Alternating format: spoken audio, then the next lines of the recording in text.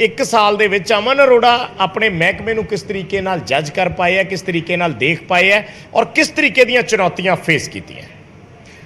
ਦੇਖੋ ਇਸ ਤਰ੍ਹਾਂ ਹੁੰਦਾ ਵਿਜੇ ਜੀ ਕਿ ਮਸਲੇ ਮੁੱਦੇ ਉਹੀ ਹੁੰਦੇ ਨੇ, ਸਿਰਫ ਤੁਹਾਡੀ ਜਦੋਂ ਜ਼ਿੰਮੇਵਾਰੀ ਬਦਲ ਜਾਂਦੀ ਹੈ, ਤੁਹਾਡਾ ਨਜ਼ਰੀਆ ਜੇ ਸੇਮ ਹੈ ਤੇ ਫਿਰ ਮੈਂ ਸਮਝਦਾ ਹਾਂ ਕਿ ਮਸਲਾ ਕੋਈ ਵੀ ਇਹੋ ਜਿਹਾ ਜਿਹੜਾ ਹੱਲ ਨਹੀਂ ਹੋ ਸਕਦਾ ਹੈਗਾ। ਠੀਕ ਹੈ। ਪਿਛਲੇ 5 ਸਾਲਾਂ ਦੇ ਵਿੱਚ ਐਜ਼ ਪ੍ਰਿੰਸੀਪਲ ਆਪੋਜੀਸ਼ਨ ਪਾਰਟੀ ਮੁੱਦੇ ਅਸੀਂ ਚੱਕੇ ਵੀ ਬਹੁਤ ਤੇ ਅੱਜ ਪੰਜਾਬ ਦੇ ਲੋਕਾਂ ਨੇ ਉਹਨਾਂ ਨੂੰ ਸਾਨੂੰ ਹੱਲ ਕਰਨ ਦਾ ਮੌਕਾ ਦਿੱਤਾ ਹੈ ਔਰ ਮੈਂ ਸਮਝਦਾ ਕਿ ਵੱਡੇ ਪੱਧਰ ਦੇ ਉੱਪਰ ਅਸੀਂ ਲੋਕ ਭਗਵੰਤ ਮਾਨ ਜੀ ਦੀ ਅਗਵਾਈ ਦੇ ਵਿੱਚ ਅਸੀਂ ਉਹਨਾਂ ਨੂੰ ਹੱਲ ਕਰਨ ਦੇ ਵਿੱਚ ਸਫਲ ਹੋ ਵੀ ਰਹੇ ਹਾਂ ਤੇ ਪਰ ਇਹ ਕਰਨ ਵਾਲਾ ਹੋਰ ਵੀ ਬਹੁਤ ਪਿਆ ਹੈ। ਜੇ ਮੈਂ ਆਪਣੇ ਮਹਿਕਮੇ ਦੀ ਗੱਲ ਕਰਾਂ ਤੇ ਹਾਊਸਿੰਗ ਐਂਡ ਅਰਬਨ ਡਿਵੈਲਪਮੈਂਟ ਦੀ ਗੱਲ ਕਰ ਲਈਏ ਜਾਂ ਰੀਨਿਊਏਬਲ એનર્ਜੀ ਦੀ ਗੱਲ ਕਰ ਲਈਏ, ਹਾਊਸਿੰਗ ਦੀ ਜਦੋਂ ਗੱਲ ਕਰਦੇ ਹਾਂ ਤੇ ਹਾਊਸਿੰਗ ਡਿਪਾਰਟਮੈਂਟ ਦੀ ਜ਼ਿੰਮੇਵਾਰੀ ਹੈ ਜਿਹੜੀ ਉਹ ਪਲੈਨਡ ਡਿਵੈਲਪਮੈਂਟ ਦੇਣਾ ਹੈ ਪੂਰੇ ਪੰਜਾਬ ਦੇ ਵਿੱਚ। ਪਰ ਅਨਫੋਰਚੂਨੇਟਲੀ ਪਿਛਲੇ ਸਮੇਂ ਦੇ ਵਿੱਚ ਸਿਰਫ ਵੱਡੇ ਸ਼ਹਿਰਾਂ ਤੱਕ ਹੀ, ਖਾਸ ਤੌਰ ਤੇ ਮੁਹਾਲੀ ਜਾਂ ਥੋੜਾ ਲੁਧਿਆਣਾ ਜਾਂ ਜਲੰਧਰ ਇਹਨਾਂ ਤੱਕ ਹੀ ਇਹ ਮਹਿਕਮਾ ਸੀਮਿਤ ਹੋ ਕੇ ਰਹਿ ਗਿਆ ਸੀਗਾ ਔਰ ਲੋਕਾਂ ਦੇ ਵਿੱਚ ਲੋਕਾਂ ਨੂੰ ਪ੍ਰਮੋਟ ਨਹੀਂ ਕੀਤਾ ਗਿਆ ਹੈਗਾ। ਇਨਫੈਕਟ ਇਲੀਗਲ ਕਾਲੋਨੀਆਂ 14,000 ਬਣਨ ਦਾ ਕਾਰਨ ਵੀ ਇਹੀ ਹੋਇਆ ਕਿ ਪੋਲੀਟੀਕਲ ਲੋਕਾਂ ਦੇ ਆਪਦੇ ਇੰਟਰਸਟ ਸੀ ਜਿਹੜੇ ਉਹ ਇਸ ਰੀਅਲ ਏਸਟੇਟ ਬਿਜ਼ਨਸ ਦੇ ਵਿੱਚ ਬਣੇ ਹੋਏ ਸੀਗੇ। ਅਸੀਂ ਆਉਣ ਸਾਰਾ ਪਹਿਲੇ ਦਿਨ ਹੀ ਕੰਮ ਇਹ ਸ਼ੁਰੂ ਕੀਤਾ ਕਿ ਆਮ ਲੋਕਾਂ ਨੂੰ ਫੈਸਿਲੀਟੇਟ ਕਰਨ ਦੇ ਨਾਲ ਨਾਲ ਪੁੱਡਾ ਛੋਟੇ ਸ਼ਹਿਰਾਂ ਦੇ ਵਿੱਚ ਟੀਅਰ 2 ਟੀਅਰ 3 ਸਿਟੀ, ਤੁਹਾਡਾ ਮਲੋਟ ਹੋ ਗਿਆ, ਸਾਡਾ ਸੁਨਾਮ ਹੋ ਗਿਆ ਜਾਂ ਫਗਵਾੜਾ ਹੋ ਗਿਆ, ਇਹਨਾਂ ਸ਼ਹਿਰਾਂ ਦੇ ਵਿੱਚ ਵੀ ਜਾਈਏ, ਕਲੋਨੀਆਂ ਪੁੱਡਾ ਆਪ ਕੱਟੇ ਤੇ ਉਹ ਵੱਡੇ ਪੱਧਰ ਦੇ ਉੱਪਰ ਕੰਮ ਹੈ ਜਿਹੜਾ ਉਹ ਚੱਲ ਰਿਹਾ, ਇਨ ਪ੍ਰੋਸੈਸ ਹੈ, ਅੰਡਰ ਪਾਈਪਲਾਈਨ ਹੈ। ਇਹਦੇ ਨਾਲ ਨਾਲ ਫੈਸਿਲੀਟੇਟ, ਕਿਉਂਕਿ ਸਰਕਾਰ ਇਹ ਬਿਜ਼ਨਸ ਇਹੋ ਜਿਹਾ, ਇਹ ਕੰਮ ਇਹੋ ਜਿਹਾ ਹੈ ਕਿ ਇਹਦੇ 'ਚ ਸਰਕਾਰ ਤੇ ਪ੍ਰਾਈਵੇਟ ਲੋਕ ਇਹ ਇੱਕ ਦੂਜੇ ਨੂੰ ਕੰਪਲੀਮੈਂਟ ਕਰਦੇ ਨੇ ਔਰ ਲੋਕਾਂ ਨੂੰ ਫੈਸਿਲੀਟੇਟ ਕਰਨਾ ਵੀ ਹੋਣਾ ਜ਼ਰੂਰੀ ਹੈ। ਉਸ ਦੇ ਵਿੱਚ ਅਸੀਂ ਸਾਰੀਆਂ ਜਿਹੜੀਆਂ ਪਾਵਰਸ ਨੇ, ਚਾਹੇ CLU ਹੈ, ਚਾਹੇ ਕੋਈ ਪਰਮਿਸ਼ਨਾਂ ਨੇ, ਸਾਰੀਆਂ ਡੈਲੀਗੇਟ ਕਰ ਦਿੱਤੀ। ਅੱਗੇ ਜੇ CLU ਹੋਣਾ ਸੀਗਾ ਮਿਨਿਸਟਰ ਤੱਕ ਫਾਈਲਾਂ ਆਉਂਦੀਆਂ ਸੀਗੀਆਂ, ਉਹ ਅਸੀਂ ਸਾਰਾ ਡੈਲੀਗੇਟ ਕਰ ਦਿੱਤਾ। ਲੋਕਲ CA ਲੈਵਲ ਤੱਕ ਪਾਵਰਸ ਜਿਹੜੀਆਂ ਉਹ ਸਾਰੀਆਂ ਦੇ ਦਿੱਤੀਆਂ ਔਰ ਅਫੋਰਡੇਬਲ ਹਾਊਸਿੰਗ ਪਾਲਿਸੀ ਇੱਕ ਲਿਆਂਦੀ ਹੈ ਜਿਹਦੇ ਵਿੱਚ ਸਾਰੇ ਪੰਜਾਬ ਦੇ ਵਿੱਚ 50% ਰੇਟ ਨੇ ਜਿਹੜੇ ਉਹ ਕਰ ਦਿੱਤੇ ਫੀਸਾਂ ਦੇ CLUs ਦੇ, ਸਾਰੀਆਂ ਪਾਵਰਸ ਡੈਲੀਗੇਟ ਕਰਤੀਆਂ। ਉਹਨਾਂ ਨੂੰ ਏਰੀਆ ਵਧਾਉਣ ਦੀ ਮੰਗ ਸੀਗੀ, ਸੇਲੇਬਲ ਏਰੀਆ ਵਧਾਓ, ਉਹ ਕਰ ਦਿੱਤਾ, ਇਹ ਨੋਟੀਫਾਈ ਹੋ ਚੁੱਕਿਆ। ਠੀਕ ਹੈ। ਔਰ ਸਭ ਤੋਂ ਇੱਕ ਵੱਡੀ ਜਿਹੜੀ ਗੱਲ ਮੈਂ ਤੁਹਾਡੇ ਜ਼ਰੀਏ ਅੱਜ ਪੰਜਾਬ ਦੇ ਲੋਕਾਂ ਨੂੰ ਦੇਣੀ ਚਾਹੁੰਦਾ ਕਿ ਅਸੀਂ ਇੱਕ ਹੋਰ ਪਾਲਿਸੀ ਹੈ ਜਿਹੜੀ ਉਹ ਅਪਰੂਵ ਕਰ ਚੁੱਕੇ ਹਾਂ, ਥੋੜ੍ਹੇ ਦਿਨਾਂ ਦੇ ਵਿੱਚ ਹੀ ਨੋਟੀਫਾਈ ਹੋ ਜਾਏਗੀ, ਜਿਸ ਦੇ ਵਿੱਚ ਅੱਗੇ ਪ੍ਰੋਸੈਸ ਕੀ ਸੀਗਾ ਕਿ ਪਹਿਲਾਂ ਤੁਸੀਂ ਕੋਈ ਕਾਲੋਨੀ ਕੱਟਣੀ ਹੈ, ਕੋਈ ਡਿਵੈਲਪਮੈਂਟ ਕਰਨੀ ਹੈ, ਪਹਿਲਾਂ ਤੁਸੀਂ CLU ਲਓ, 8-10 ਮਹੀਨੇ ਸਾਲ ਉਸ 'ਚ ਲੱਗ ਜਾਂਦਾ ਸੀਗਾ, ਫਿਰ ਲੇਆਊਟ ਪਲਾਨ ਅਪਰੂਵ ਕਰਾਓ, ਫਿਰ ਬਿਲਡਿੰਗ ਪਲਾਨ ਅਪਰੂਵ ਕਰਾਓ, ਫਿਰ ਲਾਇਸੈਂਸ ਟੂ ਕਾਲੋਨੀ। ਇਹਨਾਂ ਪ੍ਰੋਸੈਸਾਂ ਦੇ ਵਿੱਚ ਹੀ, ਮਨਜ਼ੂਰੀਆਂ ਦੇ ਵਿੱਚ ਹੀ 1.5-2 ਸਾਲ ਬੰਦੇ ਦੇ ਲੱਗ ਜਾਂਦੇ ਸੀ, ਖੱਜਲ ਖੁਆਰੀ ਹੁੰਦੀ ਸੀ ਔਰ ਪੈਸੇ ਦੀ ਬਰਬਾਦੀ ਯਾਨੀ ਕਿ ਕਰਪਸ਼ਨ ਬਹੁਤ ਹੁੰਦੀ ਸੀਗੀ। ਅਸੀਂ ਹੁਣ ਇਹ ਪਾਲਿਸੀ 2-4 ਦਿਨਾਂ ਦੇ ਵਿੱਚ ਹੀ ਨੋਟੀਫਾਈ ਹੋ ਜਾਏਗੀ, ਜਿਸ ਦੇ ਵਿੱਚ ਐਪਲੀਕੈਂਟ ਸਾਨੂੰ ਇੱਕ ਸਿੰਗਲ ਐਪਲੀਕੇਸ਼ਨ ਦੇਵੇ ਤੇ ਜਿਹੜੇ ਬਾਕੀ 8 ਮਹਿਕਮੇ ਵੀ ਨੇ, ਚਾਹੇ ਉਹ PWD ਦਾ, ਚਾਹੇ ਉਹ ਬਿਜਲੀ ਬੋਰਡ ਦਾ, ਚਾਹੇ ਤੁਹਾਡਾ ਫੋਰੈਸਟ ਦਾ, ਅਸੀਂ ਉਹਨਾਂ ਸਾਰੇ ਮਹਿਕਮਿਆਂ ਤੋਂ ਉਹਨਾਂ ਨੂੰ ਪਰਮਿਸ਼ਨਾਂ NOC ਦਾ ਜਿਹੜਾ ਅਸੀਂ ਸਾਡਾ ਮਹਿਕਮਾ ਖੁਦ ਆਪ ਲੈ ਕੇ ਦਊਗਾ। ਸਿੰਗਲ ਵਿੰਡੋ ਐਕਚੁਅਲ ਦੇ ਵਿੱਚ ਸਹੀ ਮਾਇਨੇ ਸਿੰਗਲ ਵਿੰਡੋ 1.5 ਤੋਂ 2 ਮਹੀਨੇ ਅਸੀਂ ਮੈਕਸਿਮਮ ਟਾਈਮ ਲਿਮਿਟ ਰੱਖੀ ਹੈ ਕਿ ਤੁਸੀਂ ਸਾਰੇ, ਚਾਹੇ CLU, ਚਾਹੇ ਲੇਆਊਟ ਪਲਾਨ, ਚਾਹੇ ਬਿਲਡਿੰਗ ਪਲਾਨ, ਇਹ ਸਾਰੇ ਸਾਨੂੰ ਡਾਕੂਮੈਂਟ ਇੱਕ ਵਾਰੀ ਦੇ ਦਿਓ। 2 ਮਹੀਨਿਆਂ ਦੇ ਵਿੱਚ ਅਸੀਂ ਉਸ ਵਿਅਕਤੀ ਨੂੰ ਸਾਰੀਆਂ ਪਰਮਿਸ਼ਨਾਂ ਕਰਕੇ ਉਹਨਾਂ ਦੇ ਘਰੇ ਪਹੁੰਚਦੀਆਂ ਕਰ ਦਾਂਗੇ। ਇਹਦੇ ਨਾਲ ਕੰਮ ਸੌਖਾ ਹੋ ਜਾਏਗਾ, ਸਟ੍ਰੀਮਲਾਈਨ ਹੋ ਜਾਏਗਾ, ਅਕਾਊਂਟੇਬਲ ਹੋ ਜਾਏਗਾ। ਲੋਕ ਜਿਹੜੇ ਮਜਬੂਰੀ ਬਸ ਇਲੀਗਲ ਕਲੋਨੀਆਂ ਦੇ ਕੰਮ 'ਚ ਪੈਂਦੇ ਨੇ, ਅਨਆਥੋਰਾਈਜ਼ਡ ਕਲੋਨੀ ਦੇ ਕੰਮ 'ਚ ਪੈਂਦੇ ਨੇ, ਉਹ ਉਸ ਪਾਸੇ ਰੁਝਾਨ ਖਤਮ ਹੋ ਜਾਊਗਾ।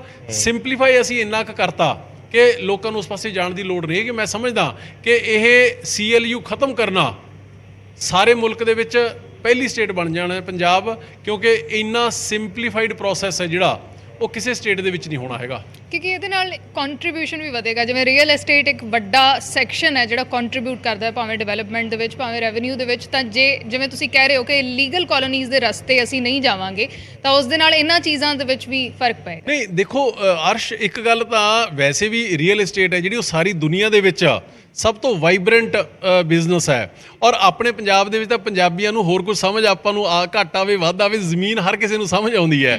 ਚਾਹੇ ਕੋਈ ਪੰਸਾਰੀ ਹੈ, ਚਾਹੇ ਕੋਈ ਟੀਚਰ ਹੈ, ਹਰ ਬੰਦਾ ਇਹ ਕਹਿੰਦਾ ਵੀ ਮੈਂ ਜਿੰਨੀ ਆਪਦੀ ਉਹਦੀ ਇੱਛਾ ਹੈਗੀ, ਜਿੰਨੇ ਉਹਦੀ ਸ਼ਕਤੀ ਹੈਗੀ, ਉਹ ਜ਼ਮੀਨ ਦੇ ਵਿੱਚ ਇਨਵੈਸਟ ਕਰਦਾ। ਸੋ ਰੀਅਲ ਏਸਟੇਟ ਹੈ ਜਿਹੜੀ ਉਹ ਪੰਜਾਬ ਦੇ ਲਈ ਇੱਕ ਟਰਨ ਅਰਾਊਂਡ ਕਰ ਸਕਦੀ ਹੈ। ਰੀਅਲ ਏਸਟੇਟ ਦੇ ਵਿੱਚੋਂ ਹੀ ਪੈਸਾ ਜਨਰੇਟ ਹੋਣਾ ਹੈ ਲੋਕਾਂ ਦੇ ਲਈ, ਮਾਰਕੀਟ ਦੇ ਲਈ।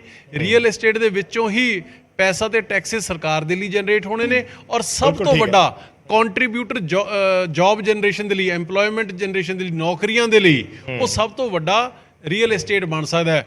ਜਿਸ ਦਿਨ ਬੰਦੇ ਨੇ ਕੋਈ ਜ਼ਮੀਨ ਵੇਚੀ ਜਾਂ ਖਰੀਦੀ ਉਸ ਦਿਨ ਸਰਕਾਰ ਨੂੰ ਸਟੈਂਪ ਡਿਊਟੀ ਆ ਗਈ। ਜਿਸ ਦਿਨ ਕੰਸਟਰਕਸ਼ਨ ਸ਼ੁਰੂ ਕਰ ਲਈ ਉਸ ਦਿਨ ਉੱਥੇ ਲੇਬਰ ਲੱਗ ਗਈ, ਸਰੀਏ ਵਾਲਾ, ਸੀਮੈਂਟ ਵਾਲਾ। ਸੋ ਮੈਂ ਸਮਝਦਾ ਕਿ ਬੇਇੰਤਹਾ ਕੰਮ ਹੈ ਜਿਹੜਾ ਉਹ ਹੋ ਸਕਦਾ ਹੈ ਔਰ ਅੱਜ ਜ਼ਰੂਰਤ ਵੀ ਹੈ। ਸੋ ਇਸ ਕਰਕੇ ਅਸੀਂ ਇਹ ਸਾਰੇ ਸਿਸਟਮ ਨੂੰ, ਪ੍ਰੋਸੈਸ ਨੂੰ ਸੌਖਾ ਕਰਨ ਲੱਗੇ। ਔਰ ਇਹਦੇ ਨਾਲ ਨਾਲ ਮੈਂ ਇੱਕ ਹੋਰ ਚੀਜ਼ ਤੁਹਾਨੂੰ ਐਡ ਜਿਹੜੀ ਕਰਨੀ ਚਾਹੁੰਦਾ ਕਿ ਜਿਹੜੀ ਮੈਂ ਕਹਿ ਰਿਹਾ ਸੀ ਕਿ ਵੱਡੇ ਸ਼ਹਿਰਾਂ ਤੱਕ ਹੀ ਪੁੱਡਾ ਸੀਮਿਤ ਹੋ ਗਿਆ ਸੀਗਾ, ਹੁਣ ਅਸੀਂ ਛੋਟੇ ਸ਼ਹਿਰਾਂ ਦੇ ਵਿੱਚ ਵੀ ਵੱਡੇ ਪੱਧਰ ਦੇ ਉੱਪਰ ਕੋਲੋਨਾਈਜੇਸ਼ਨ ਮੁਹਾਲੀ ਦੇ ਵਿੱਚ ਕੱਟ ਰਹੇ ਹਾਂ, 1700 ਏਕੜ ਦੀ ਲੁਧਿਆਣੇ ਦੇ ਵਿੱਚ ਕੱਟ ਰਹੇ ਹਾਂ, 200 ਕਰੀਬ ਦੇ ਏਕੜ ਦੀ ਬਠਿੰਡੇ ਦੇ ਵਿੱਚ ਕਰ ਰਹੇ ਹਾਂ, ਛੋਟੇ ਸ਼ਹਿਰਾਂ 'ਚ ਕਰ ਰਹੇ ਹਾਂ। ਸੋ ਕਾਫੀ ਕੰਮ ਹੈ ਜਿਹੜਾ ਉਹ ਸਾਡੇ ਮਹਿਕਮੇ ਨੇ ਸ਼ੁਰੂ ਕੀਤਾ ਹੋਇਆ। ਕਿਉਂਕਿ ਇਹਦੇ 'ਚ ਜਿਵੇਂ ਤੁਸੀਂ CLU ਦਾ ਜ਼ਿਕਰ ਕੀਤਾ, ਇਹ ਸ਼ਬਦ ਹੀ ਆਪਣੇ ਆਪ 'ਚ ਬੜਾ ਖੌਫ ਵਾਲਾ ਹੈ ਕਿ ਜਦੋਂ ਬੰਦਾ ਕਹਿੰਦਾ ਯਾਰ CLU, ਉਹਦੇ ਤੋਂ ਡਰ ਜਾਂਦੀਆਂ ਨੇ ਚੀਜ਼ਾਂ।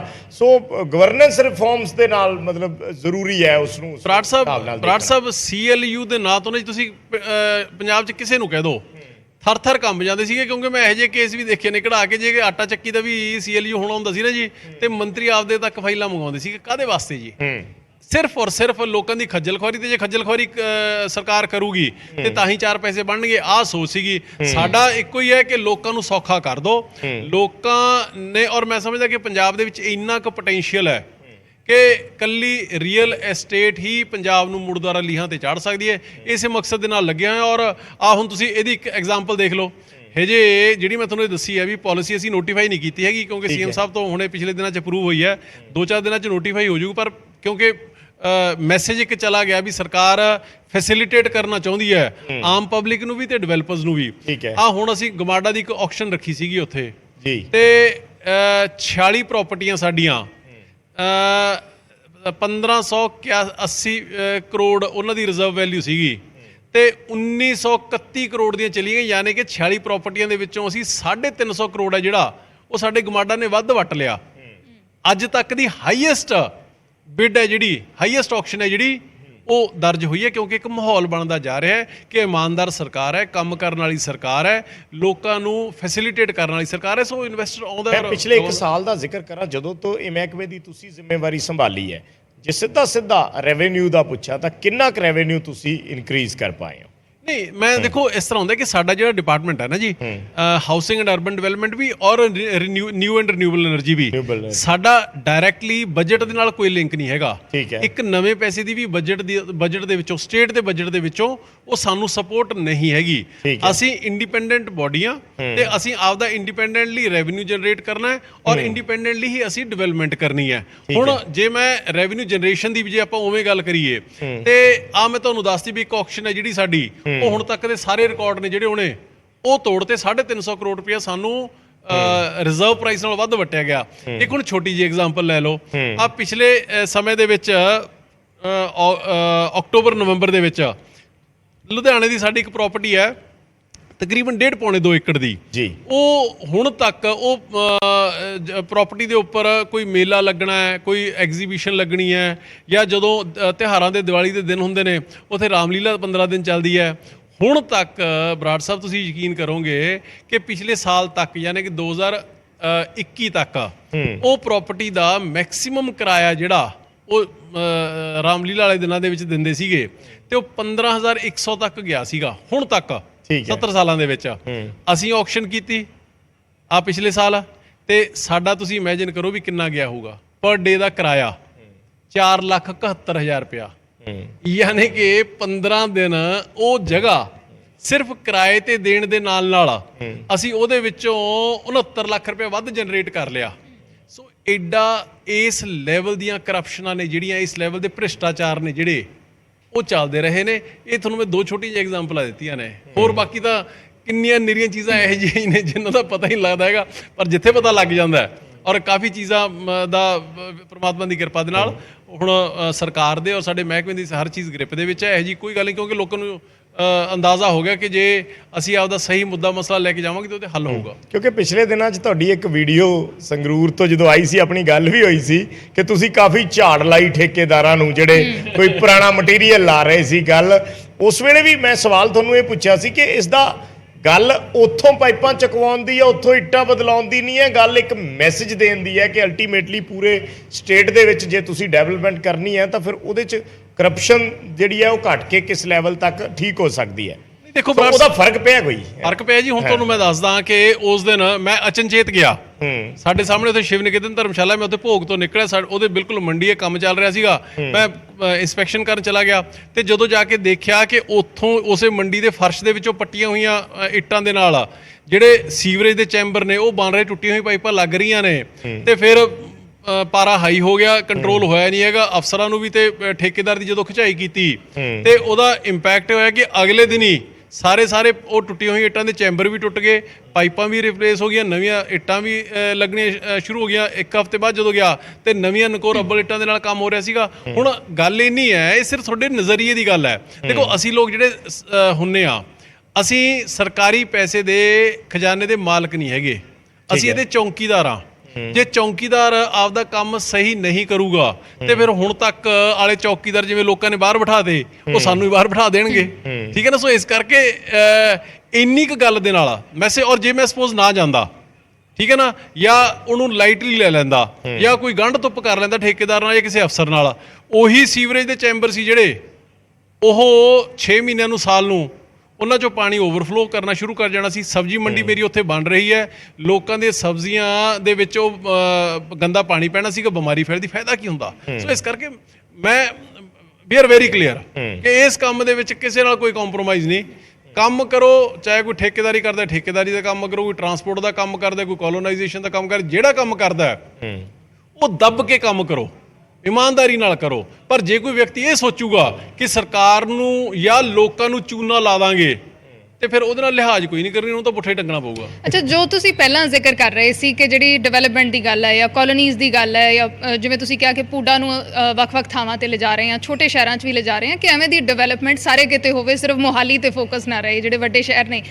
ਤੁਸੀਂ ਪਿਛਲੇ ਦਿਨਾਂ ਦੇ ਵਿੱਚ ਇਹ ਵੀ ਆਰਡਰ ਕੀਤੇ ਕਿ ਮੋਹਾਲੀ ਦੇ ਵਿੱਚ ਚੰਡੀਗੜ੍ਹ ਦੀ ਤਰਜ਼ ਦੇ ਉੱਤੇ ਰਾਉਂਡ ਅਬਾਊਟਸ ਬਣਾਏ ਜਾਣ ਤਾਂ ਕਿ ਟ੍ਰੈਫਿਕ ਦਾ ਕੰਜੈਸ਼ਨ ਘਟੇ। ਜਦੋਂ ਅਸੀਂ ਇੱਕ ਪਲਾਨਡ ਸ਼ਹਿਰ ਦੀ ਗੱਲ ਕਰਦੇ ਹਾਂ, ਸਾਡੇ ਨੇੜੇ ਚੰਡੀਗੜ੍ਹ ਹੈ, ਸਾਡੇ ਦਿਮਾਗ 'ਚ ਚੰਡੀਗੜ੍ਹ ਆਉਂਦਾ। ਕੀ ਅਜਿਹੀ ਜਿਹੜੀ ਡਿਵੈਲਪਮੈਂਟ ਹੈ ਜਾਂ ਅਜਿਹੇ ਜਿਹੜੇ ਪਲਾਨਡ ਸ਼ਹਿਰ ਨੇ, ਅਜਿਹੇ ਪ੍ਰੋਜੈਕਟ ਪੰਜਾਬ ਦੇ ਵਿੱਚ ਵੀ ਲਿਆਂਦੇ ਜਾਣਗੇ? ਦੇਖੋ ਮੈਂ ਤੁਹਾਨੂੰ ਦੱਸਿਆ ਜੀ ਕਿ ਵੱਡੇ ਪੱਧਰ ਦੇ ਉੱਪਰ ਕੰਮ ਚੱਲ ਰਿਹਾ। ਅਸੀਂ ਮੋਹਾਲੀ ਦੇ ਵਿੱਚ ਵੀ ਵੱਡੀਆਂ ਜਿਹੜੇ ਕਾਲੋਨੀਜ਼ ਨੇ ਉਹ ਲੈ ਕੇ ਆ ਰਹੇ ਹਾਂ। ਲੁਧਿਆਣੇ 'ਚ 1700 ਏਕੜ ਦੀ ਅਸੀਂ ਆਲਰੇਡੀ ਅੰਡਰ ਪ੍ਰੋਸੈਸ ਹੈ। ਬਠਿੰਡੇ ਦੇ ਵਿੱਚ ਕੰਮ ਚੱਲ ਰਿਹਾ ਹੈ। ਛੋਟੇ ਸ਼ਹਿਰਾਂ ਦੇ ਵਿੱਚ ਉੱਥੋਂ ਦੀ ਜ਼ਰੂਰਤ ਮੁਤਾਬਕ ਲੈਂਡ ਪੂਲਿੰਗ ਦੇ ਵਿੱਚ ਕੋਈ 50 ਏਕੜ ਦੀ, ਕੋਈ 100 ਏਕੜ ਦੀ, ਉਹ ਸਾਰਾ ਕੰਮ ਜਿਹੜਾ ਉਹ ਕੰਟੀਨਿਊਸ ਬੇਸਿਸ ਦੇ ਉੱਪਰ ਚੱਲ ਰਿਹਾ ਹੈ। ਹੁਣ ਜਿਹੜੇ ਤੁਸੀਂ ਰਾਉਂਡ ਅਬਾਊਟਸ ਦੀ ਜਿਵੇਂ ਗੱਲ ਕੀਤੀ, ਹੁਣ ਇਹਦੇ 'ਚ ਦੇਖੋ ਅੱਜ ਜਿਹੜੀ ਮਾਈਗ੍ਰੇਸ਼ਨ ਹੈ ਨਾ ਜੀ, ਪਿੰਡਾਂ ਤੋਂ ਕਸਬਿਆਂ 'ਚ, ਕਸਬਿਆਂ ਤੋਂ ਸ਼ਹਿਰਾਂ 'ਚ, ਸ਼ਹਿਰਾਂ ਤੋਂ ਮੈਟਰੋਪੋਲੀਟਨ ਦੇ ਵਿੱਚ, ਉਹ ਇੱਕ ਯੂਨੀਵਰਸਲ ਫਿਨੋਮੀਨ ਹੈ। ਉਹ ਦੁਨੀਆ ਭਰ ਦੇ ਵਿੱਚ ਹੋ ਰਿਹਾ ਹੈ। ਆਪਣੇ ਪੰਜਾਬ ਦੇ ਵਿੱਚ ਸਭ ਤੋਂ ਵੱਧ ਉਹਦਾ ਮਾਈਗ੍ਰੇਸ਼ਨ ਹੈ ਜਿਹੜੀ ਉਹ ਚੰਡੀਗੜ੍ਹ, ਕਿਉਂਕਿ ਮਹਿੰਗਾ ਬਹੁਤ ਹੋ ਗਿਆ, ਸੋ ਇਸ ਕਰਕੇ ਲੋਕ ਮੁਹਾਲੀ ਪ੍ਰੈਫਰ ਕਰਦੇ ਨੇ। ਹੁਣ ਜੇ ਆਪਾਂ 에ਅਰਪੋਰਟ ਰੋਡ ਦੀ ਗੱਲ ਕਰੀਏ, ਜਿਹੜੀ ਤੁਸੀਂ ਚੌਂਕਾਂ ਦੀ ਗੱਲ ਕੀਤੀ ਹੈ, 에ਅਰਪੋਰਟ ਰੋਡ ਸ਼ਾਇਦ ਅੱਜ ਤੋਂ 7-8 ਸਾਲ ਪਹਿਲਾਂ ਅਰਸ਼ੀ ਤੁਸੀਂ ਮੈਂ ਆਪਾਂ ਕਦੇ ਉਸ ਰੋਡ ਤੇ ਚੜੇ ਵੀ ਨਹੀਂ ਹੋਵਾਂਗੇ, ਤੇ ਅੱਜ ਉੱਥੇ ਇੰਨਾ ਕੁ ਟ੍ਰੈਫਿਕ ਹੋ ਗਿਆ ਕਿ ਇੱਕ ਲਾਈਟ ਦੇ ਉੱਪਰ 3-3 4-4 ਵਾਰੀ ਖੜਨਾ ਪੈਂਦਾ ਹੈ। ਸੋ ਅਸੀਂ ਉਹਦੇ ਉੱਪਰ 16 ਫ੍ਰੀਵੇ ਰਾਉਂਡ ਅਬਾਊਟਸ, ਉਹਨੂੰ ਫ੍ਰੀਵੇ ਰੋਡ ਬਣਾਵਾਂਗੇ 3 ਫੇਜ਼ਸ ਦੇ ਵਿੱਚ, ਜਾਂ ਰਾਉਂਡ ਅਬਾਊਟ ਬਣਾਵਾਂਗੇ ਜਾਂ ਅੰਡਰ ਓਵਰ, ਉਹ ਪਲਾਨ ਅਸੀਂ ਕਰ ਰਹੇ ਹਾਂ। ਲਾਈਟਾਂ ਖਤਮ ਕਰ ਰਹੀਆਂ, ਮਤਲਬ ਲਾਈਟਾਂ ਖਤਮ ਕਰ ਰਹੀਆਂ ਤਾਂ ਕਿ ਇੱਕ ਕੰਟੀਨਿਊਸ ਫਲੋ ਆਫ ਟ੍ਰੈਫਿਕ ਹੈ ਜਿਹੜਾ ਉਹ ਚੱਲਦਾ ਰਹੇ। ਠੀਕ ਹੈ। ਅੱਛਾ ਅਮਨ ਜੀ, ਚਲੋ ਇਸ਼ੂਜ਼ ਬਹੁਤ ਸਾਰੇ ਨੇ ਤੁਹਾਡੇ ਮਹਿਕਮੇ ਨਾਲ ਰਿਲੇਟਡ ਗੱਲਾਂ ਬਾਤਾਂ। ਮੈਂ ਕੁਝ ਜਨਰਲ ਇਸ਼ੂਜ਼ ਤੇ ਗੱਲਬਾਤ ਕਰਨੀ ਚਾਹੁੰਦਾ। ਪਿਛਲੇ ਦਿਨੀ ਵਿਧਾਨ ਸਭਾ ਦੇ ਵਿੱਚ ਲਾਅ ਐਂਡ ਆਰਡਰ ਦੇ ਮੁੱਦੇ ਤੇ ਬੜੀ ਤਕੜੀ ਬਹਿਸ ਹੋਈ ਹੈ, ਔਰ ਤੁਸੀਂ ਵੀ ਉਸ ਦੇ ਵਿੱਚ ਵਿਰੋਧੀ ਧਿਰ ਦੇ ਨਾਲ ਕਾਫੀ ਬਹਿਸਬਾਜ਼ੀ ਕੀਤੀ, ਔਰ ਤੁਹਾਡੇ ਤੇ ਵੀ ਉਸ ਚੀਜ਼ ਨੂੰ ਲੈ ਕੇ ਬੜੇ ਸਵਾਲ ਉੱਠੇ, ਚਾਹੇ ਉਹ ਸਿੱਧੂ ਮੂਸੇਵਾਲਾ ਦੇ ਮਰਡਰ ਦਾ ਜ਼ਿਕਰ ਸੀ ਜਾਂ ਪਿਛਲੇ ਸਮੇਂ ਦੇ ਵਿੱਚ ਜੋ ਘਟਨਾਕ੍ਰਮ ਹੋਏ ਉਸ ਦਾ ਤੁਸੀਂ ਜ਼ਿਕਰ ਕੀਤਾ, ਔਰ ਵਿਰੋਧੀਆਂ ਨੇ ਨਿਸ਼ਾਨੇ ਤੇ ਲਿਆ ਕਿ ਤੁਸੀਂ ਉੱਥੇ ਇੱਕ ਇਨਸੈਂਸਿਟਿਵ ਜਿਹੜਾ ਹੈ ਉਹ ਬਿਹੇਵੀਅਰ ਦਿਖਾਇਆ। ਇਸ ਤਰੀਕੇ ਦੀ ਚਰਚਾ ਮੂਸੇਵਾਲਾ ਦੇ ਪਰਿਵਾਰ ਵੱਲੋਂ ਵੀ ਕੀਤੀ ਗਈ। ਸੋ ਉਸ ਨੂੰ ਲੈ ਕੇ ਤੁਹਾਡੇ ਤੋਂ ਸਵਾਲ ਬੜਾ ਜ਼ਰੂਰੀ ਹੈ। ਦੇਖੋ ਬਰਾੜ ਸਾਹਿਬ, ਇਸ ਤਰ੍ਹਾਂ ਹੈ ਕਿ ਮੈਂ ਤੁਹਾਡੀ ਗੱਲ ਨਾਲ ਸਹਿਮਤ ਹਾਂ, ਪਰ ਸਵਾਲ ਇਹ ਹੈ, ਮੈਂ ਅੱਜ ਤੱਕ ਨਾ ਜੀ, ਇਹਨੂੰ ਤੁਸੀਂ ਮੇਰੀ ਸਟਰੈਂਥ ਸਮਝ ਲਓ, ਮੇਰੀ ਵੀਕਨੈਸ ਸਮਝ ਲਓ, ਠੀਕ ਹੈ, ਮੈਂ ਅੱਜ ਤੱਕ ਕਦੇ ਗੋਲ ਗੱਲ ਨਹੀਂ ਕੀਤੀ ਹੈਗੀ, ਮੈਂ ਕਦੇ ਲੁਕਵੀਂ ਗੱਲ ਨਹੀਂ ਕੀਤੀ ਹੈਗੀ। ਮੈਂ ਮੈਨੂੰ ਲੌਜੀਕਲ ਲੱਗਦੀ ਹੈ, ਮੈਨੂੰ ਜੋ ਸਹੀ ਲੱਗਦੀ ਹੈ, ਮੈਂ ਉਹ ਕਹਿਣਾ, ਕਿਸੇ ਨੂੰ ਲੱਗੇ ਚੰਗੀ, ਕਿਸੇ ਨੂੰ ਲੱਗੇ ਮਾੜੀ। ਠੀਕ ਹੈ, ਤੁਸੀਂ ਚਾਹੇ ਵਿਧਾਨ ਸਭਾ ਦੀ ਮੇਰੀ ਰਿਕਾਰਡਿੰਗ ਚੱਕ ਕੇ ਦੇਖ ਲਓ, ਚਾਹੇ ਬਾਹਰ ਮੀਡੀਆ ਨਾਲ, ਮੈਂ ਇੱਕੋ ਹੀ ਗੱਲ ਕਹੀ ਹੈ ਵੀ ਜਿਹੋ ਜਿਹਾ ਸਿੱਧੂ ਮੂਸੇਵਾਲੇ ਦੇ ਜਾਣ ਦਾ, ਸਾਡਾ ਵੀ ਛੋਟਾ ਭਰਾ ਸੀ, ਮੈਂ ਵੀ ਉਹਦੇ ਗੀਤਾਂ ਦਾ ਫੈਨ ਆ, ਮੈਂ ਅੱਜ ਵੀ ਸੁਣਦਾ, ਠੀਕ ਹੈ ਨਾ। ਉਹਦੇ ਜਾਣ ਦਾ ਜਿਹੜਾ ਦੁੱਖ ਹੈ, ਜਿਹੜਾ ਉਹ ਅਸਹਿ ਤੇ ਅਕਹਿ ਹੈ, ਇਕੱਲੇ ਉਹਦੇ ਪੇਰੈਂਟਸ ਦਾ, ਬਲਕੌਰ ਸਿੰਘ ਜਾਂ ਮਾਤਾ ਚਰਨ ਕੌਰ ਦੇ ਲਈ ਨਹੀਂ, ਉਹ ਆਪਣੇ ਸਾਰਿਆਂ ਦੇ ਲਈ ਹੈ। ਪਰ ਨਾਲ ਗੱਲ ਇਹ ਵੀ ਹੈ ਵੀ ਉਹਦੇ ਉੱਪਰ ਜੇ ਕਾਂਗਰਸ ਉਹਦਾ ਸਿਆਸੀਕਰਨ ਕਰਨ ਦੀ ਕੋਸ਼ਿਸ਼ ਕਰੂਗੀ ਤੇ ਉਹ ਗੱਲ ਵਾਜਬ ਨਹੀਂ ਹੈਗੀ। ਮੈਂ ਜਿਹੜੀ ਗੱਲ ਉਦੋਂ ਚੱਕੀ ਸੁਖਪਾਲ ਖਹਿਰਾ ਨੇ, ਮੈਂ ਇਹ ਗੱਲ ਕਿਹਾ ਕਿ ਉਹਦੇ ਚ 40 ਬੰਦੇ ਨੋਮੀਨੇਟ ਹੋਏ ਸਿੱਧੂ ਮੂਸੇਵਾਲੇ ਦੇ ਕਤਲ ਦੇ ਵਿੱਚ। 29 ਬੰਦੇ ਨੇ ਜਿਹੜੇ ਉਹ ਫੜੇ ਜਾ ਚੁੱਕੇ ਨੇ, 2 ਐਨਕਾਊਂਟਰ ਦੇ ਵਿੱਚ ਮਾਰੇ ਜਾ ਚੁੱਕੇ ਨੇ, 9 ਦੇ ਵਿੱਚੋਂ 6 ਬਾਹਰ ਨੇ, ਉਹਨਾਂ ਦੇ ਵਿੱਚੋਂ ਵੀ 4 ਬੁੱਕ ਹੋ ਚੁੱਕੇ ਨੇ, 2 ਨੇ ਜਿਹੜੇ 3 ਦਾ ਰੋਲ ਅੰਡਰ ਇਨਵੈਸਟੀਗੇਸ਼ਨ ਹੈ, 2 ਜਿਹੜਾ ਸਚਿਨ ਤੇ ਗੋਲਡੀ ਬਰਾੜ ਨੇ, ਉਹਨਾਂ ਦੇ ਐਕਸਟ੍ਰੈਡੀਸ਼ਨ ਦਾ ਪ੍ਰੋਸੈਸ ਹੈ ਜਿਹੜਾ ਉਹ ਚੱਲ ਰਿਹਾ, ਉਹ ਸੈਂਟਰਲ ਗਵਰਨਮੈਂਟ ਦੇ ਥਰੂ ਚੱਲ ਰਿਹਾ। ਇਹਦੇ ਵਿੱਚ ਮੈਂ ਗਲਤ ਕੀ ਕਿਹਾ? ਹੁਣ ਜਿਹੜੀ ਗੱਲ ਆਈ, ਉਹਨਾਂ ਨੇ ਕਿਹਾ ਜੀ ਕਿ ਸਾਰੀ ਸਿਕਿਉਰਿਟੀ ਵਾਪਸ ਲੈ ਲਈ। ਮੈਂ ਕਿਹਾ ਜੀ ਤੁਸੀਂ ਪੰਜਾਬ ਨੂੰ ਗੁੰਮਰਾਹ ਨਾ ਕਰੋ, ਤੁਸੀਂ ਕਹਿੰਦੇ ਸਾਰੀ ਸਿਕਿਉਰਿਟੀ ਨਹੀਂ ਵਾਪਸ ਲਈ ਹੈਗੀ। 4 ਗਨਮੈਨਾਂ ਦੇ ਵਿੱਚੋਂ 2 ਗਨਮੈਨ ਸੀ ਜਿਹੜੇ ਉਹ ਵਿਡਰਾਅ ਹੋਏ ਸੀਗੇ, ਔਰ 2 ਤਾਂ ਉਸ ਦਿਨ ਵੀ ਸਿੱਧੂ ਮੂਸੇਵਾਲੇ ਦੇ ਨਾਲ ਸੀਗੇ। ਮੈਂ ਇਹ ਕਿਹਾ ਕਿ ਸਿੱਧੂ ਮੂਸੇਵਾਲਾ ਸਾਡਾ ਛੋਟਾ ਭਰਾ, ਉਸ ਦਿਨ ਕਿਹੜਾ ਉਹ 2 ਗਨਮੈਨਾਂ ਨੂੰ ਨਾਲ ਲੈ ਕੇ ਗਏ? ਜਿਹੜੀ ਉਹਨਾਂ ਕੋਲ ਬੁਲੇਟ ਪ੍ਰੂਫ ਗੱਡੀ ਸੀਗੀ, ਉਸ ਦਿਨ ਕਿਹੜਾ ਉਹ ਬੁਲੇਟ ਪ੍ਰੂਫ ਗੱਡੀ ਨਾਲ ਲੈ ਕੇ ਗਏ? ਜੇ ਸ਼ਾਇਦ 2 ਗਨਮੈਨ ਨਾਲ ਹੁੰਦੇ ਜਾਂ ਬੁਲੇਟ ਪ੍ਰੂਫ ਗੱਡੀ ਹੁੰਦੀ ਤਾਂ ਹੋ ਸਕਦਾ ਹਮਲਾਵਰ ਸੀ ਜਿਹੜੇ ਉਹ ਅਟੈਕ ਕਰਨ ਦੀ ਕੋਸ਼ਿਸ਼ ਨਾ ਕਰਦੇ, ਤੇ ਜੇ ਕਰਦੇ ਤਾਂ ਸ਼ਾਇਦ ਬਚਤ ਹੋ ਜਾਂਦੀ।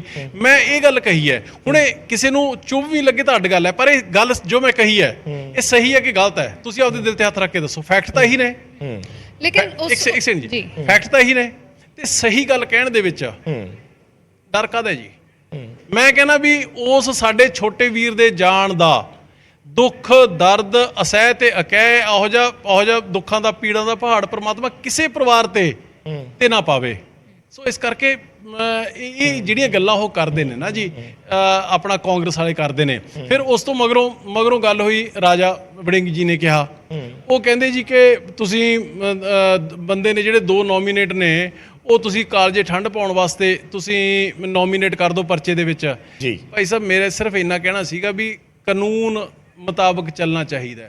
ਜੇ ਆਪਾਂ ਕਾਲਜੇ ਠੰਡ ਪਾਉਂਦੀ, ਮੈਂ ਵੀ ਕਹਿਣਾ ਵੀ ਠੰਡ ਪਵੇ, ਚੰਗੀ ਗੱਲ ਹੈ, ਸਾਰਿਆਂ ਦੇ ਜ਼ਖਮਾਂ ਤੇ ਮੱਲਮ ਲੱਗੂਗਾ। ਪਰ ਜੇ ਆਪਾਂ ਪਰਚਿਆਂ ਦੇ ਵਿੱਚ ਜਾਇਜ਼ ਤਾਂ ਪੈਂਦੇ ਨੇ, ਠੀਕ ਹੈ, ਜੇ ਨਜਾਇਜ਼ ਇਨੋਸੈਂਟ ਕਿਸੇ ਬੰਦੇ ਨੂੰ ਪਾਉਣ ਲੱਗੇ ਤੇ ਫਿਰ ਤਾਂ ਮੈਂ ਰਾਜਾ ਵੜਿੰਗ ਜੀ ਨੂੰ ਕਿਹਾ ਵੀ ਜਿਹੜਾ ਕਰਨ ਕਟਾਰੀਏ ਨੇ ਪਹਿਲਾਂ 2 ਆਪਦੇ ਬੱਚਿਆਂ ਦੇ ਗੋਲੀ ਮਾਰੀ ਕੋਟਕਪੂਰੇ ਦੇ ਵਿੱਚ, ਫਿਰ ਆਪਦੇ ਮਾਰੀ ਤੇ ਵਾਈਫ ਦੇ ਮਾਰੀ, ਵਾਈਫ ਬਚ ਗਈ ਤੇ ਉਹਨਾਂ 3 ਦੀ ਡੈਥ ਹੋ ਗਈ। ਉਹਦੀ ਵਾਈਫ ਤਾਂ ਅੱਜ ਵੀ ਕਹਿੰਦੀ ਹੈ ਕਿ ਮੇਰੇ ਬੱਚਿਆਂ ਦੇ ਤੇ ਮੇਰੇ ਹਸਬੈਂਡ ਦੇ ਕਤਲ ਦੇ ਵਿੱਚ ਜਾਂ ਸੁਸਾਈਡ ਦੇ ਵਿੱਚ ਰਾਜਾ ਵੜਿੰਗ ਜੀ ਦਾ ਰੋਲ ਹੈ। ਫਿਰ ਰਾਜਾ ਵੜਿੰਗ ਜੀ ਨਾਲ ਉਹਦੇ ਉਸ ਪਰਚੇ ਦੇ ਵਿੱਚ ਨੋਮੀਨੇਟ ਹੋਣ ਜੀ? ਐ ਥੋੜ੍ਹਾ ਹੁੰਦਾ ਭਾਈ ਸਾਹਿਬ। ਆਖਰ ਨੂੰ ਰੱਬ ਲੱਗਦੀ ਗੱਲ ਬੰਦੇ ਨੂੰ ਕਰਨੀ ਚਾਹੀਦੀ ਹੈ। ਤੁਸੀਂ ਜੋ ਸਹੀ ਹੈ, ਸਹੀ ਤੇ ਗਲਤ ਦੇ ਵਿੱਚ, ਜੇ ਤੁਸੀਂ ਰਾਜ ਭਾਗ ਦੇ ਵਿੱਚ ਹੁੰਦੇ ਹੋਏ ਜੇ ਤੁਸੀਂ ਡਿਫਰੈਂਸ਼ੀਏਟ ਨਹੀਂ ਨਾ ਕਰ ਸਕਦੇ ਜੀ, ਇਹਨਾਂ ਕੇਸਾਂ ਦੀਆਂ ਮੈਂ ਸਿਰਫ ਮੇਰੇ ਕਹਿਣ ਦਾ ਮਤਲਬ ਇਹ ਹੈ ਕਿ ਮੈਂ ਅੱਜ ਤੁਹਾਡੇ ਚੈਨਲ ਦੇ ਜ਼ਰੀਏ, ਜੇ ਮੈਂ ਸਿੱਧੂ ਮੂਸੇਵਾਲਾ ਦਾ ਮੈਂ ਫੈਨ ਆ, ਉਹਨਾਂ ਸਾਡੇ ਛੋਟੇ ਵੀਰ ਦੇ ਜਾਣ ਦਾ ਦੁੱਖ ਮੈਨੂੰ ਵੀ ਬਹੁਤ ਜ਼ਿਆਦਾ ਹੈ। ਜੇ ਮੇਰੀਆਂ ਗੱਲਾਂ ਦੇ ਨਾਲ ਉਹਨਾਂ ਦੇ ਮਾਤਾ ਪਿਤਾ ਨੂੰ ਦੁੱਖ ਹੋਇਆ ਤੇ ਮੈਂ ਉਸ ਗੱਲ ਦੇ ਲਈ ਖਿਮਾ ਵੀ ਮੰਗਦਾ, ਪਰ ਮੇਰੀ ਗੱਲ ਦੇ ਵਿੱਚ ਇੱਕ ਰੱਤੀ ਭਰ ਵੀ ਫਰਕ ਹੈ ਜਾਂ ਤੱਥਾਂ ਤੇ ਮੈਂ ਗੱਲ ਨਹੀਂ ਕਰੇਗਾ ਤਾਂ ਮੈਨੂੰ ਦੱਸੋ। ਸੋ ਇਹ ਕਹਿਣ ਦਾ ਮਤਲਬ ਹੈ ਕਿ ਕਾਂਗਰਸ ਨੂੰ ਇੰਨੀ ਇਸ ਲੈਵਲ ਦੀ ਰਾਜਨੀਤੀ ਜਿਹੜੀ ਉਹ ਨਹੀਂ ਕਰਨੀ ਚਾਹੀਦੀ ਹੈਗੀ। ਜਿਸ ਵੇਲੇ ਉਹ ਜਿਹਾ ਮਾਹੌਲ ਸੀ ਉੱਥੇ, ਜਾਂ ਜਿਸ ਵੇਲੇ ਤਰਕ ਵਿਤਰਕ ਹੋ ਰਹੇ ਸੀ, ਉਸ ਵੇਲੇ ਇਹ ਉਦਾਹਰਨਾਂ ਸੀ, ਜਾਂ ਤੁਸੀਂ ਰਾਜਾ ਵੜਿੰਗ ਨੂੰ ਦਿੱਤੀ ਜਾਂ ਉਹਨਾਂ ਨੇ ਤੁਹਾਨੂੰ ਉਦਾਹਰਨਾਂ ਦਿੱਤੀਆਂ। ਅਲਟੀਮੇਟਲੀ ਗੱਲ ਲਾਅ ਐਂਡ ਆਰਡਰ ਦੀ ਜਾਂ ਉਸ ਸਥਿਤੀ ਦੀ ਹੋ ਰਹੀ ਸੀ। ਗੱਲ ਅਜਨਾਲੇ ਦੀ ਵੀ ਹੋਈ, ਉਸ ਦੇ ਵਿੱਚ ਗੱਲ ਪਿਛਲੇ ਦਿਨੀ ਜੇਲ੍ਹ ਦੇ ਅੰਦਰ ਹੋਏ ਉਸ ਮਰਡਰ ਦੀ ਵੀ ਹੋਈ, ਜਿਹਦੇ ਤੋਂ ਬਾਅਦ ਗੈਂਗਸਟਰ ਲਾਈਵ ਹੋਏ। ਸੋ ਗੱਲ ਓਵਰਆਲ ਲਾਅ ਐਂਡ ਆਰਡਰ ਦੀ ਵੀ ਆ ਰਹੀ ਹੈ ਕਿ ਲਾਅ ਐਂਡ ਆਰਡਰ ਨੂੰ ਲੈ ਕੇ ਤੁਸੀਂ ਡਿਵੈਲਪਮੈਂਟ ਦੀ ਗੱਲ ਕੀਤੀ, ਬੜੀ ਚੰਗੀ ਗੱਲ ਹੈ। ਸ਼ਹਿਰਾਂ ਨੂੰ ਬਣਾਉਣਾ, ਵਧੀਆ ਡਿਵੈਲਪਮੈਂਟ ਕਰਨੀ ਹੈ, ਵਿਕਾਸ ਕਾਰਜ ਕਰਨੇ ਆ, ਪਰ ਇੱਕ ਉਹਨਾਂ ਹੀ ਬਿਲਡਰਾਂ ਦੀ ਸਿਕਿਉਰਿਟੀ ਜਿਹੜੀ ਹੈ ਉਹ ਵੀ ਜ਼ਿੰਮੇਵਾਰੀ ਬਣ ਜਾਂਦੀ ਹੈ। ਮੈਂ ਤੁਹਾਡੀ ਗੱਲ ਦੇ ਨਾਲ ਜਿਨ੍ਹਾਂ ਨੇ ਡਿਵੈਲਪਮੈਂਟ, ਮੈਂ ਤੁਹਾਡੀ ਗੱਲ ਨਾਲ 100% ਸਹਿਮਤ ਹਾਂ।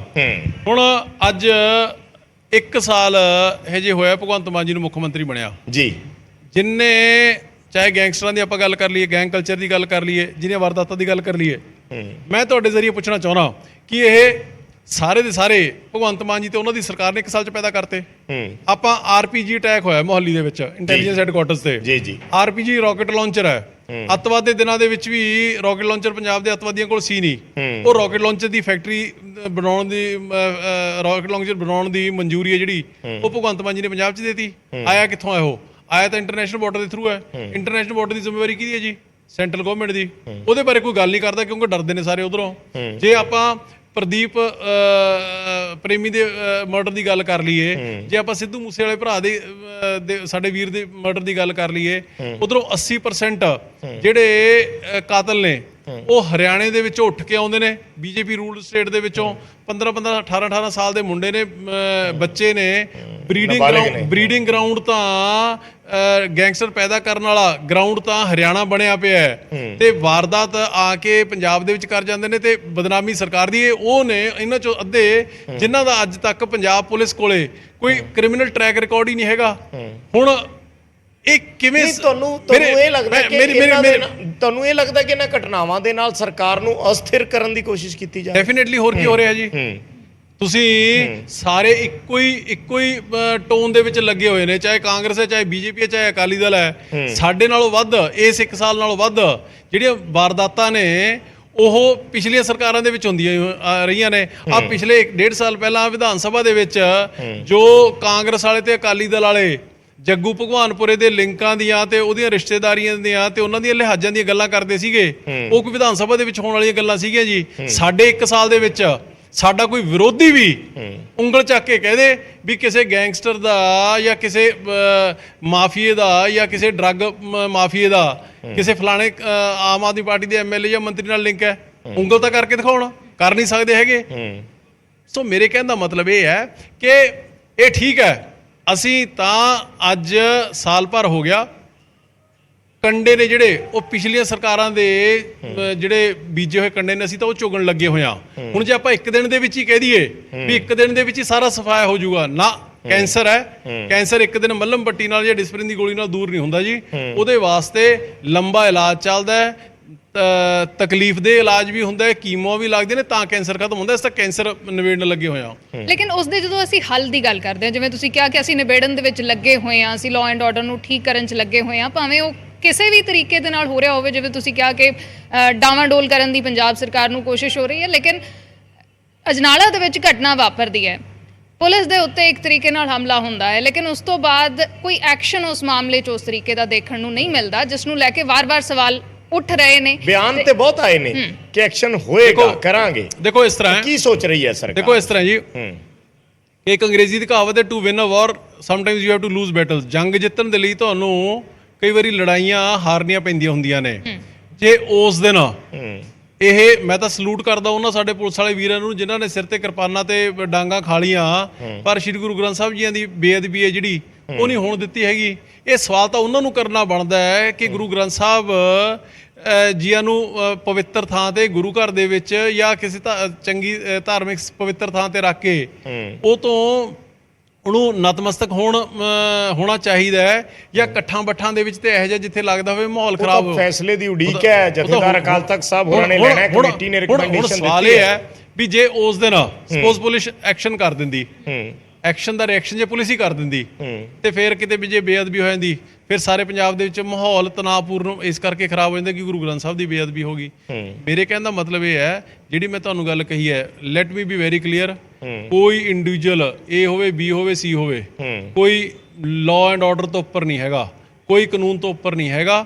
ਹਰੇਕ ਦਾ ਹਿਸਾਬ ਕਿਤਾਬ ਹੋਊਗਾ, ਪਰ ਇਹ ਨਹੀਂ ਅਸੀਂ ਚਾਹੁੰਦੇ ਹੈਗੇ ਕਿ ਕੋਈ ਇਹੋ ਜਿਹੀ ਸਿਚੁਏਸ਼ਨ ਪੈਦਾ ਹੋ ਜੇ ਜਿਹਦੇ ਨਾਲ ਅੱਜ ਪੰਜਾਬ ਦੇ ਅੰਦਰ ਤੇ ਪੰਜਾਬ ਦੇ ਬਾਹਰ ਬੈਠੀਆਂ ਹੋਈਆਂ ਤਾਕਤਾਂ ਜਿਹੜੀਆਂ ਇਸ ਆੜ ਦੇ ਵਿੱਚ ਬੈਠੀਆਂ ਨੇ ਕਿ ਮੁੜ ਦੁਆਰਾ ਪੰਜਾਬ ਦੇ ਵਿੱਚ ਅੱਤਵਾਦੀ ਤੀਲੀ ਲਾ ਦਈਏ, ਉਹਨਾਂ ਨੂੰ ਕੋਈ ਮੌਕਾ ਨਹੀਂ ਦੇਣਾ ਚਾਹੁੰਦੇ ਹੈਗੇ। ਇਸ ਕਰਕੇ ਸਹੀ ਸਮੇਂ ਦੀ, ਸਹੀ ਟਾਈਮ ਦੀ ਔਰ ਪਰ ਇਹ ਤਾਂ ਤੁਸੀਂ ਸਮਝਦੇ ਹੋ ਨਾ ਵੀ ਸਰਕਾਰ ਨੂੰ ਸਖਤ ਰਵੱਈਆ ਅਪਣਾਉਣਾ ਪਏਗਾ, ਕਿਉਂਕਿ ਉਹਦੇ ਨਾਲ ਹੇਠਲੇ ਲੈਵਲ ਤੇ ਜਿਹੜੇ ਕੋਈ ਵਪਾਰੀ ਨੇ, ਕੋਈ ਡਿਵੈਲਪਰ ਨੇ, ਕੋਈ ਹੋਰ ਆਪਣੇ ਬਿਜ਼ਨਸਮੈਨ ਨੇ, ਉਹਨਾਂ ਦੇ ਵਿੱਚ ਇੱਕ ਭਾਵਨਾ ਐਸੀ ਪੈਦਾ ਨਾ ਹੋਵੇ ਡਰ 100% ਹੋਊਗਾ ਜੀ। ਕਿਸੇ ਨੂੰ ਇਹੋ ਜਿਹਾ ਪੰਜਾਬ ਬਣਾ ਦੇਣਾ ਸੀ 5 ਸਾਲਾਂ ਦੇ ਵਿੱਚ ਕਿ ਰਾਤ ਨੂੰ 2 ਵਜੇ ਵੀ ਸਾਡੀ ਕੋਈ ਧੀ ਭੈਣ ਬਾਹਰ ਘਰ ਤੋਂ ਇਕੱਲੀ ਵੀ ਨਿਕਲਦੀ ਹੈ ਤੇ ਉਹਨੂੰ ਡਰ ਨਾ ਸਤਾਵੇ। ਅਸੀਂ ਇਹੋ ਜਿਹਾ ਪੰਜਾਬ ਬਣਾਉਣਾ ਚਾਹੁੰਦੇ ਆ, ਪਰ ਉਹਦੇ ਲਈ ਸਮਾਜ ਨੂੰ ਵੀ ਲੋਕਾਂ ਨੂੰ ਵੀ ਸਾਥ ਹੈ ਜਿਹੜਾ ਉਹ ਦੇਣਾ ਪਊਗਾ।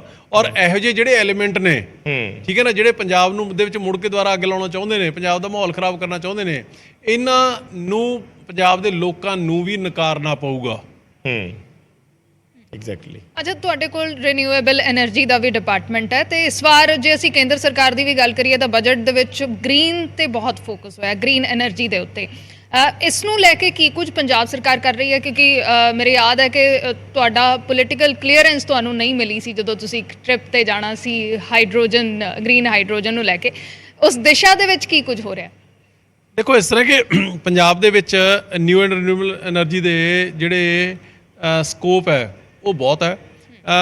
ਵਿੰਡ એનર્ਜੀ ਖੈਰ ਚਲੋ ਹੈ ਨਹੀਂ ਇੱਥੇ ਕਿਉਂਕਿ ਆਪਣਾ ਮਾਹੌਲ ਨਹੀਂ ਉਸ ਤਰੀਕੇ ਦਾ। ਸੋਲਰ ਦੇ ਵਿੱਚ ਅਸੀਂ ਵੱਡੇ ਪੱਧਰ ਦੇ ਉੱਪਰ ਕੰਮ ਜਿਹੜਾ ਕਰ ਰਹੇ ਹਾਂ, ਸਾਰੇ ਸਰਕਾਰੀ ਦਫ਼ਤਰਾਂ ਨੂੰ ਸੋਲਰਾਈਜ਼ ਕਰਨ ਦਾ ਕੰਮ, ਕਨਾਲਸ ਨੇ ਜਿਹੜੀਆਂ ਨਹਿਰਾਂ ਨੇ ਉਹਨਾਂ ਦੇ ਉੱਪਰ ਸੋਲਰ ਲਗਾਉਣ ਦਾ ਜਿਹੜਾ ਟੈਂਡਰ ਹੈ ਸਾਡਾ ਲੱਗਿਆ ਹੋਇਆ। ਫਲੋਟਿੰਗ ਸੋਲਰ, ਪਾਣੀ 'ਚ ਤੈਰਦੇ ਹੋਏ ਸੋਲਰ ਪੈਨਲਸ ਨੇ ਜਿਹੜੇ, ਉਹਦਾ ਟੈਂਡਰ ਅਸੀਂ ਲਾਇਆ ਹੋਇਆ, ਇਹ ਚੱਲ ਰਿਹਾ। ਔਰ ਇਸ ਤੋਂ ਵੀ ਵੱਡਾ ਸਕੋਪ ਹੈ ਜਿਹੜਾ ਉਹ ਪੰਜਾਬ ਦੇ ਵਿੱਚ 20 ਮਿਲੀਅਨ ਟਨ ਯਾਨੀ ਕਿ 2 ਕਰੋੜ ਟਨ ਪਰਾਲੀ ਹੈ ਜਿਹੜੀ ਜੀ ਉਹ ਪੈਦਾ ਹੁੰਦੀ ਹੈ। ਤਕਰੀਬਨ 7 ਤੋਂ 8 ਮਿਲੀਅਨ ਟਨ 80-90 ਲੱਖ ਟਨ ਪਰਾਲੀ ਹੈ ਜਿਹੜੀ ਉਹ ਸੰਭਲ ਜਾਂਦੀ ਹੈ। ਕੁਝ ਇਨ ਸੀਟੂ ਐਕਸ ਸੀਟੂ ਉਹਦੀ ਮੈਨੇਜਮੈਂਟ ਹੋ ਜਾਂਦੀ ਹੈ। 12 ਮਿਲੀਅਨ ਟਨ ਅੱਜ ਵੀ ਅਵੇਲੇਬਲ ਹੈ। ਹੁਣ ਉਹਨੂੰ ਸਾਂਭਣ ਦਾ ਤਰੀਕਾ ਇੱਕੋ ਹੀ ਹੈ ਕਿ ਅਸੀਂ CBG ਪਲਾਂਟ ਨੇ ਜਿਹੜੇ, ਇੱਕ ਏਸ਼ੀਆ ਦਾ ਸਭ ਤੋਂ ਵੱਡਾ, ਉਹ ਇਨੋਗਰੇਟ ਕਰ ਚੁੱਕੇ ਭਟਾਲ ਕਲਾਂ ਦੇ ਵਿੱਚ। 42 ਹੋਰ ਨੇ ਜਿਹੜੇ ਉਹਨਾਂ ਨੂੰ ਲਗਾਉਣ ਦਾ ਇੱਕ ਹੈ ਚੱਲ ਰਿਹਾ। ਔਰ ਇਸ ਤੋਂ ਵੀ ਵੱਡਾ ਕੰਮ ਹੈ ਜਿਹੜਾ ਉਹ, ਔਰ ਦੁਨੀਆ ਜਿਸ ਪਾਸੇ ਵੱਲ ਚੱਲੀ ਹੋਈ ਹੈ ਅੱਜ, ਅਮਰੀਕਾ ਦੇ ਨਾਲ ਸਾਰੀ ਦੁਨੀਆ ਗ੍ਰੀਨ ਹਾਈਡਰੋਜਨ ਵੱਲ ਵਧ ਰਹੀ ਹੈ ਜੀ। ਗਵਰਨਮੈਂਟ ਆਫ ਇੰਡੀਆ ਦੀਆਂ ਵੀ ਕਮਿਟਮੈਂਟਸ ਨੇ, ਉਹ ਵੀ ਮਿਸ਼ਨ ਮੋਡ ਦੇ ਵਿੱਚ ਹੈ। ਤੇ ਪਿਛਲੇ ਦਿਨਾਂ ਦੇ ਵਿੱਚ ਮੇਰੀ RK ਸਿੰਘ ਨੇ ਜਿਹੜੇ ਮਿਨਿਸਟਰ, ਉਹਨਾਂ ਨਾਲ ਵੀ ਮੀਟਿੰਗ ਹੋਈ ਹੈ। ਅਸੀਂ ਵੀ ਚਾਹੁੰਦੇ ਹਾਂ ਕਿ ਗ੍ਰੀਨ ਹਾਈਡਰੋਜਨ ਬਣਾਈ ਜਾਵੇ ਪਰਾਲੀ ਤੋਂ। ਟੈਕਨੋਲੋਜੀ ਹੈਗੀ। ਇਸੇ ਮਕਸਦ ਲਈ ਮੈਂ ਉਦੋਂ ਜਰਮਨੀ, ਨੀਦਰਲੈਂਡ ਜਾਣਾ ਚਾਹੁੰਦਾ ਸੀਗਾ, ਜਿਹੜਾ ਸੈਂਟਰਲ ਗਵਰਨਮੈਂਟ ਨੇ ਅਪਰੂਵਲ ਨਹੀਂ ਦਿੱਤੀ ਸੀਗੀ।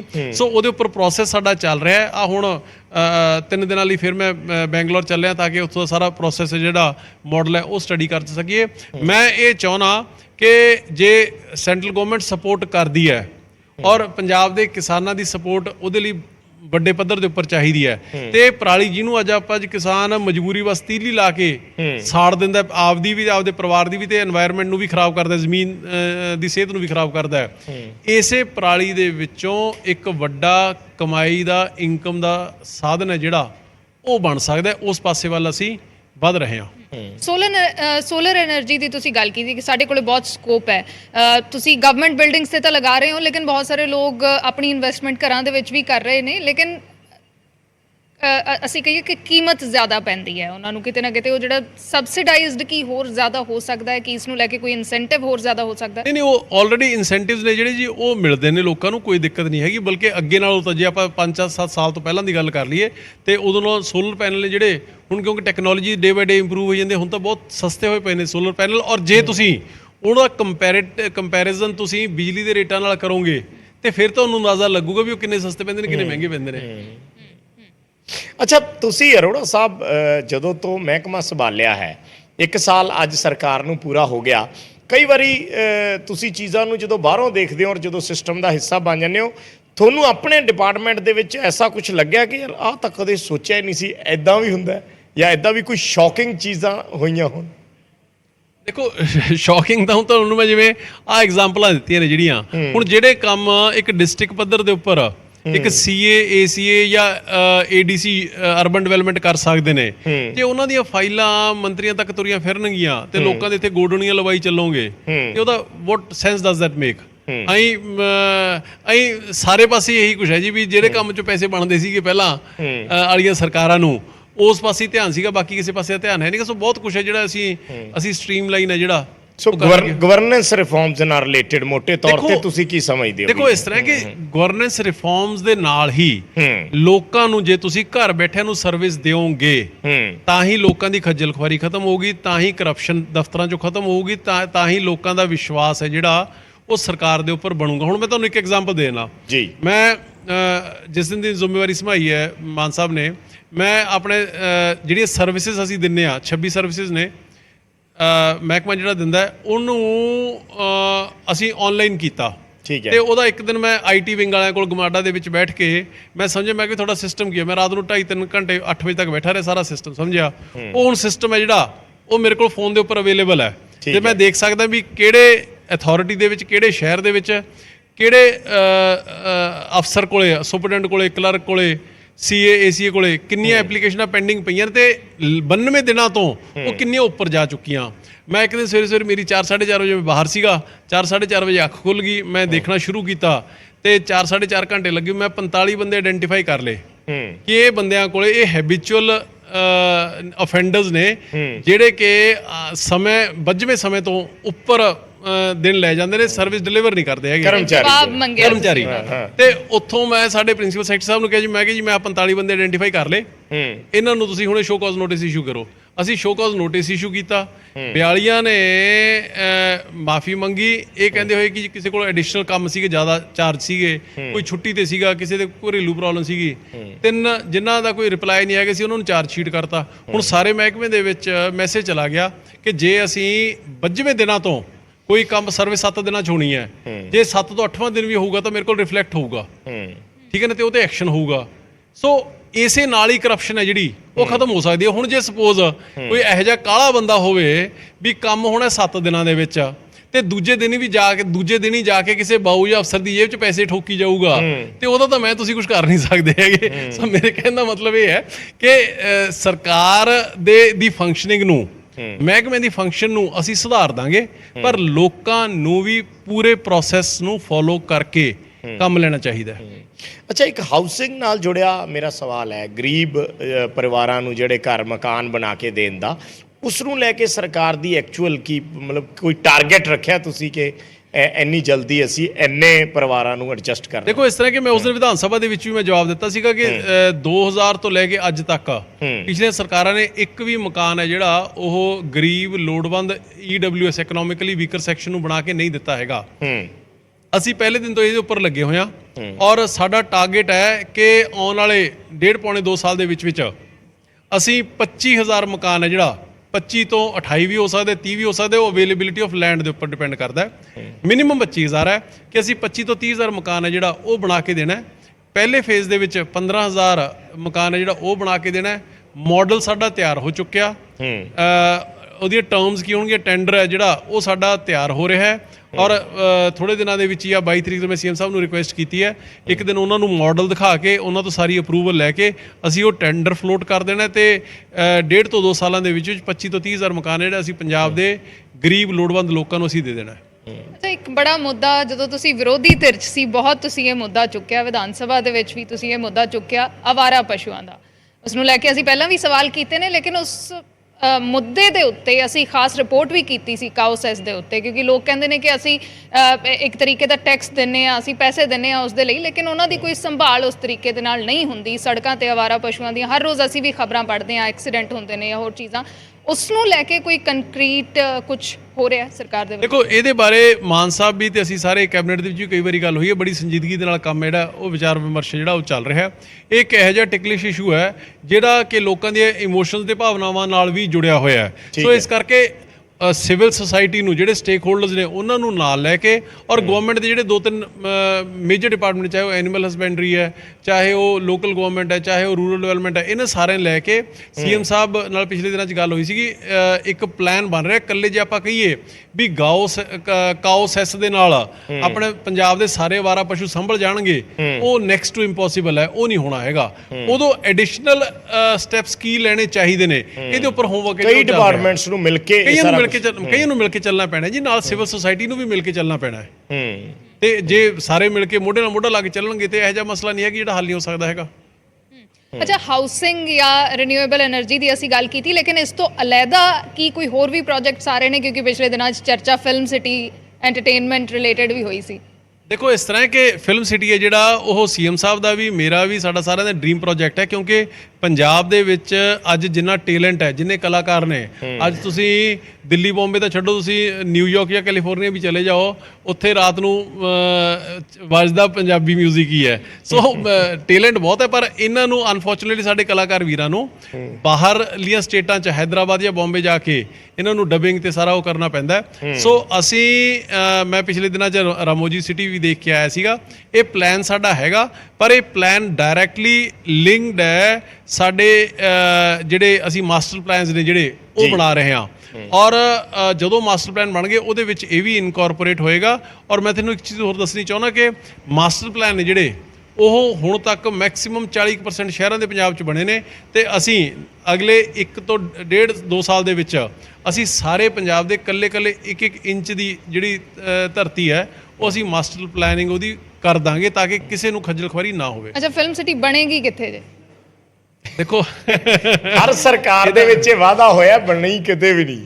ਦੇਖੋ ਇਸ ਤਰ੍ਹਾਂ ਹੈ ਕਿ ਉਹਨਾਂ ਦੇ ਹਵਾਈ ਵਾਅਦੇ ਸੀਗੇ, ਪਰ ਮੈਂ ਤੁਹਾਨੂੰ ਇੱਕ ਐਸ਼ੋਰ ਕਰਦਾ ਕਿ ਕਈ ਆਪਸ਼ਨਾਂ ਨੇ ਜਿਹੜੀਆਂ ਉਹ ਚੱਲ ਰਹੀਆਂ ਨੇ। ਇਸ ਸਟੇਜ ਦੇ ਉੱਪਰ ਮੇਰਾ ਉਹ ਡਿਸਕਲੋਜ਼ ਕਰਨਾ ਠੀਕ ਨਹੀਂ ਹੋਏਗਾ। ਅਸੀਂ ਪਲਾਨ ਹੈ ਜਿਹੜਾ ਉਹ 2-3 ਥਾਵਾਂ ਦੇ ਉੱਪਰ ਕੰਮ ਹੈ, ਜਿਹੜਾ 2-3 ਇਲਾਕਿਆਂ ਦੇ ਉੱਪਰ ਉਹ ਕੰਮ ਕਰ ਰਹੇ ਹਾਂ। ਬਾਕੀ ਡਿਵੈਲਪ ਕਰਨ ਵਾਲਾ ਕੰਮ ਹੈ ਜਿਹੜਾ ਉਹ ਤਾਂ ਪ੍ਰਾਈਵੇਟ ਐਂਟਰਪ੍ਰੀਨਿਓਰਸ ਨੇ ਕਰਨਾ। ਜੇ ਹੁਣ ਕਹੀਏ ਵੀ ਮੈਂ ਕਹਾਂ ਜੀ ਮੇਰਾ ਮਹਿਕਮਾ ਫਿਲਮ ਸਿਟੀ ਬਣਾ ਕੇ ਉਹਨੂੰ ਚਲਾ ਲੂਗਾ, ਸਾਡਾ ਕੰਮ ਤਾਂ ਹੈ ਨਹੀਂਗਾ। ਅਸੀਂ ਤਾਂ ਮਾਹੌਲ ਦੇਣਾ, ਠੀਕ ਹੈ ਨਾ, ਤੇ ਉਹ ਬਣਾਉਣਾ ਤਾਂ ਪ੍ਰਾਈਵੇਟ ਐਂਟਰਪ੍ਰੀਨਿਓਰਸ ਨੇ। ਚਲੋ